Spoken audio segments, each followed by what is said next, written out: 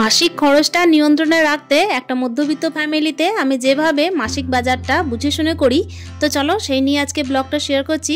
Hello everyone, welcome back to my channel.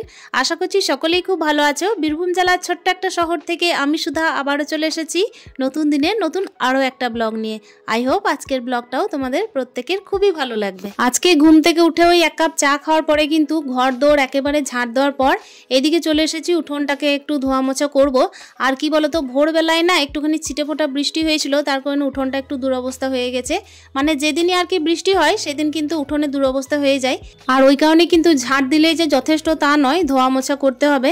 আর এদিকে কিন্তু আমি ধোয়া মোছার আর কি কোনো রকমের ভিডিও আজকে শেয়ার করছি না। কালকে সন্ধ্যার টাইমে আমি মাসিক বাজারটা গুটিয়ে এনেছি।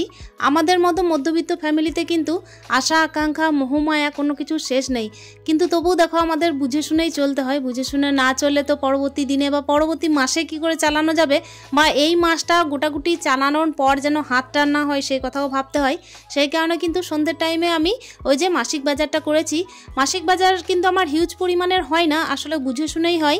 এই কারণেই হয় কেন কি আগের মাসের কিছুটা আমার অবশিষ্ট থাকে, সেই কারণে একটুখানি বুঝে সুঝেই করি। এই যে দেখতেই পাচ্ছ, তোমাদের সাথে গল্প করতে করতে উঠোনের ঝাড়টা কমপ্লিট হয়ে গেল। তো ধোয়াধুইটা করে নেবো উঠোনটা, কিন্তু আমি তোমাদেরকে আজকে ভিডিওর মধ্যে দেখাচ্ছি না। তাড়াহুড়ো আছে প্রচণ্ড পরিমাণে, ছেলের স্কুল আছে যেহেতু, তাই কিন্তু আমি তাড়াহুড়োর মধ্যেই সকাল থেকে কাজ করি। তোমরা তো প্রত্যেকেই জানো সকাল টাইমটা আমার প্রত্যেক দিন প্রচণ্ড ব্যস্ততার মধ্যে কাটে। আর এই যে দেখতেই পাচ্ছ, আমি কিন্তু এই যে চলে এসেছি একেবারে স্নান সেরে রান্নাঘরে আসার আগে আমি পুজোটাও দিয়ে ফেলেছিলাম। এখন কিন্তু আমি তড়িঘড়ি রান্না চাপাবো, মানে ব্যাপার হচ্ছে ভাত ডাল আর এদিকে বাঁধাকপির তরকারি করব, আর ছেলের জন্য ডিমের অমলেট। এছাড়া কিন্তু আমার এই যে মোটামুটি 9টার মধ্যে আর কোনো কিছু হয়ে উঠবে না। একা হাতে চারিদিকে ছোটাছুটি, বুঝতেই পারছো কত দূর আর কি করা যায়। তো চলো বন্ধুরা, এদিকে কিন্তু সন্ধ্যের টাইমে আমি মাসিক বাজারটা করে এনেছিলাম। মাসিক বাজার যেই করেছিলাম এইবার কিন্তু আমি লিখেই নিয়ে গেছি। আমার কিন্তু সাধারণত দরকার পড়ে না লিখে নিয়ে যাওয়ার, আমার কিন্তু মাইন্ডটাই মানে একটা বলতে পারো খাতার মতো। আমি কিন্তু সংসারের হিসাব নিকেশ নিজে সামলাই, তো সেই কারণে কিন্তু ব্রেনটা সবসময় সচল রাখি। ব্রেন সচল তো সব সচল, খাতায় আর কি কাজ করবে, তাই না? তবুও কিন্তু চেষ্টা করলাম কি যে না, এইবার আমি লিখে রাখি। লিখে রাখলে কি হবে যে আগের মাসে কি কি আছে সেটা আমার মনে থাকবে। আর এইবারে কি হয়েছিল বলতো, সমস্ত জিনিস ফুরাতে না ফুরাতেই আমি নিয়ে এসেছিলাম। আর একেবারে আমি লিস্টটা মানে দিয়ে দিয়েছিলাম দোকানে, তো সেই কারণে কিন্তু মালগুলো আর কি রেডি করতে সুবিধাও হয়েছিল, সেই কারণেই লেখা। তো দেখতেই পাচ্ছ এখানে কিন্তু আমি থলির মধ্যে কালকে রাতে যে ভরে রেখেছিলাম, তো ওটা আমি টেবিলে গুছিয়ে তোমাদেরকে দেখানোর চেষ্টা করছি। এখানে কি কি গুছিয়েছি সেটা তোমরা নিশ্চয়ই দেখতে পাবে। কি বলো তো বন্ধুরা, প্রত্যেক দিনের এই একা সংসারে কিন্তু একটুখানি বুঝে সুঝে চালানোটা খুবই প্রয়োজন। কেন কি একটা মাসের মধ্যে 30টা দিন আছে, আর 30টা দিনে যে 30 রকমের খরচ আছে সেটাও কিন্তু সত্যি কথা। তবে হ্যাঁ, এখানে যে কিছু কিছু জিনিস শুধুমাত্র যে মাসিক বাজারের লিস্টে আমি রাখবো তা নয়, সাপ্তাহিক বাজারের লিস্টেও কিছু কিছু আছে। এই যে এখানে দেখতেই পাচ্ছ কমপ্লেনের 2টো প্যাকেট আছে, তার মধ্যে কিন্তু একটা প্যাকেট আগের দিন আমি ভিডিওতে দেখিয়েছিলাম যে আমি কিন্তু অলরেডি খুলে ফেলেছি। আর এই যে এখন দেখতেই পাচ্ছ আমি কিন্তু পেস্ট এনেছি, সেটা হচ্ছে কোলগেট ভিজিবল হোয়াইট। তো এটা কিন্তু ইউজ করা হয় না, আমি আসলে আমার হাজব্যান্ডের ক্যান্টিন থেকে মানে পুলিশ ক্যান্টিন থেকে এই মালটা তুলি। তো এমন কিছু মাল কিন্তু পুলিশ ক্যান্টিনে আমি কিনি না, তো সেই কারণে যেটুকু আমার মানে মাস গেলে 2 মাস গেলে লাগবেই সেটাই কেনার চেষ্টা করি। আর বাকি যে সমস্ত সরঞ্জাম মানে বাকি যে সমস্ত মুদিখানার জিনিস আছে সেগুলো আমি আমার বাবার দোকান থেকে নিই।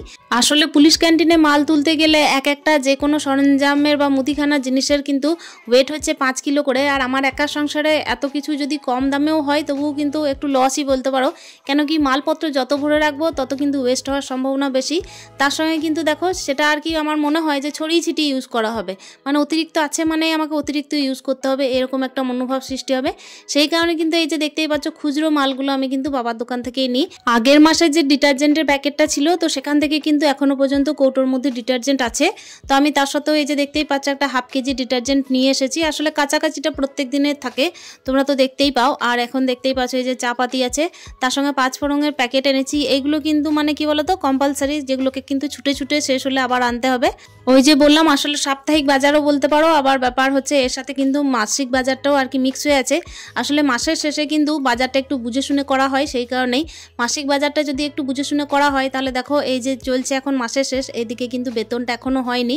তাহলে বেতনটা যখন হয়নি তখন আগের মাসে যে অবশিষ্ট জিনিসগুলো আছে সেই বুঝে কিন্তু বুঝে শুনে জিনিসগুলো আনা। তো দেখো এদিকে দেখতেই পাচ্ছ, সেই তো মাস গেলে একটাই বেতন আর একটা বেতনেই সমস্ত সংসারের খরচ চালানো। তার সঙ্গে দেখো এখনকার মিডিল ক্লাস ফ্যামিলিতে একটু হলেও তো ছেলে মানুষ করার একটু ব্যাপার আছে, যার যেমন যোগ্যতা অনুসারে।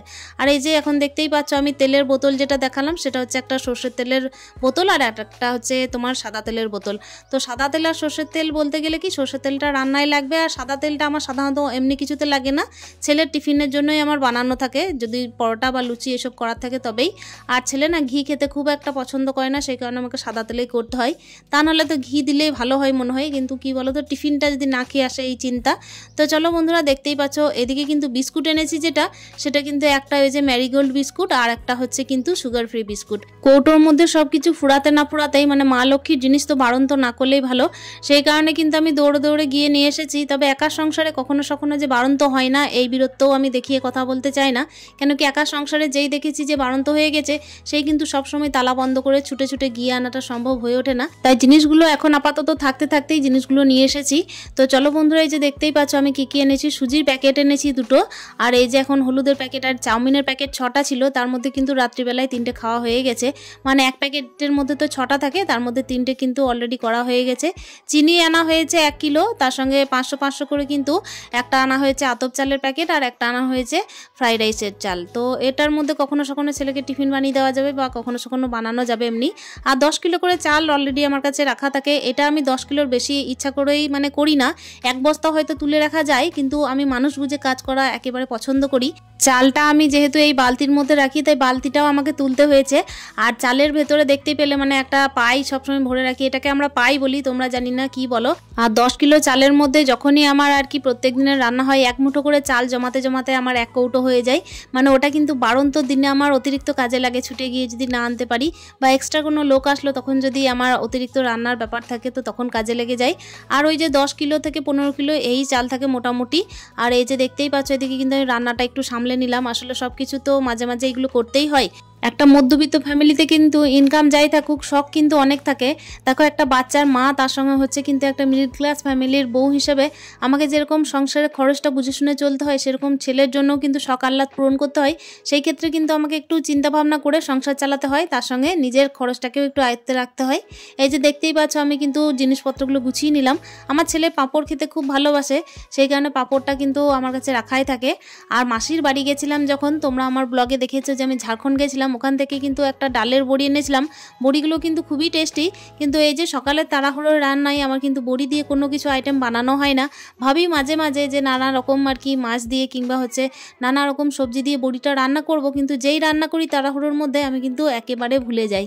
তো দেখো এদিকে তোমাদের সাথে গল্প করতে করতে এই যে টেবিলটা আমার ক্লিয়ার হয়ে গেল, জিনিসপত্রগুলো আপাতত রেখে দিলাম, যেটা কিন্তু কৌটোর মধ্যে রাখা সেটা আপাতত চিনিটা রাখছি, বাদ বাকি কিন্তু আজকে আমি কোনো রকমের জিনিস কৌটোর মধ্যে রাখছি না, ওটা না হয় অন্য ভিডিওতে দেখানোর চেষ্টা করা যাবে।